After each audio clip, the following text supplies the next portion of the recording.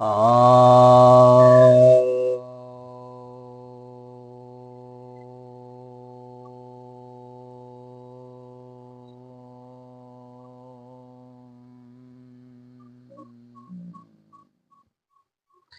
सभी भक्तजनों को सब प्रेम नमन। तो आज आपकी जिज्ञासा का समाधान लेकर आया हूँ। एक जिज्ञासा आई है कि मुस्लिम हिंदुओं को व्यवसाय से बेदखल कर रहे हैं, क्या इसका कोई उपाय है? बेदखल कोई जबरदस्ती तो कर नहीं रहे हैं, आप उस व्यवसाय को छोड़ के चले जा रहे हैं।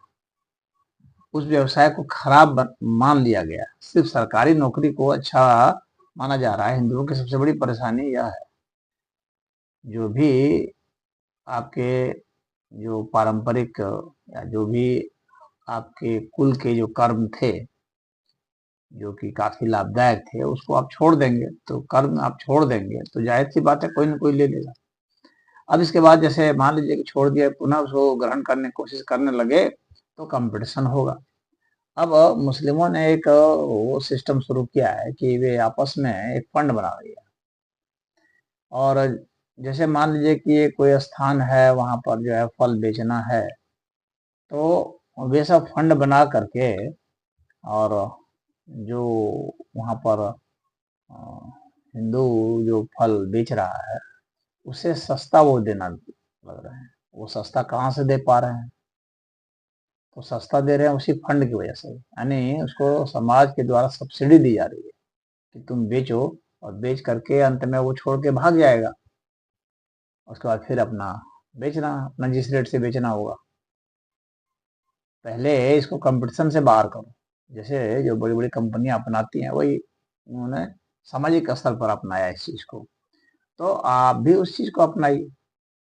हिंदुओं को भी चाहिए कि अपना एक फंड तैयार करें, और फंड तैयार करके जहां वे कंपटीशन में है वहां उनसे भी कम रेट पर बेचो। चलने दो इस तरह का। तो ये तो एक तरह से वार है। ये वार है ही, इकोनॉमिकल वार है। आपके अस्तित्व पर खतरा है, क्योंकि नौकरियां उतनी है नहीं, और व्यवसाय जो है सब आपके छीन लिए जाएंगे, तो अंत में आप क्या हो जाएंगे? समाप्त हो जाएंगे।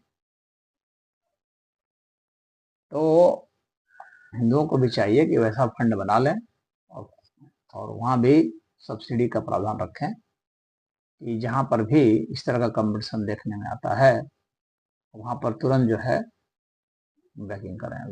वे नीचे सस्ते पर बेच रहे हैं, आप उससे भी सस्ता बेचें। तो यह तो करना पड़ेगा, ये कंपटीशन है, इसमें तो आना पड़ेगा, और उसी तरीके से आपको करने पड़ेंगे। जो परिस्थितियां आती हैं वैसे ही करने पड़ेंगे। और बाकी जो भी व्यवसाय आप छोड़े हैं उस व्यवसाय को अपनाइए, उसमें सिर्फ अपनाइए नहीं बल्कि उसको बढ़ाइए, उसमें अपग्रेडेशन कीजिए, उसमें टेक्नोलॉजिकल एडवांसमेंट कीजिए, और बेहतर तकनीक से और बड़े स्तर पर उसको करने की कोशिश करें।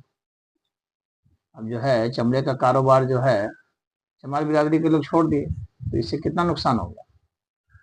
उसी को आगे बढ़ा सकते थे, और उच्च उन्नत तकनीक का लगाते, और बड़ा बड़ा जो है दुनिया में कितना सूटकेस का व्यापार है, जूते का व्यापार है, बेल्ट का व्यापार है, तमाम तरह की चीज़ों का, रेनकोट का, क्या क्या चीज़ का, और बहुत तरह का, ओवरकोट का, इस सब का सबका व्यापार है। चमड़े की बहुत सारी चीज़ें बनती।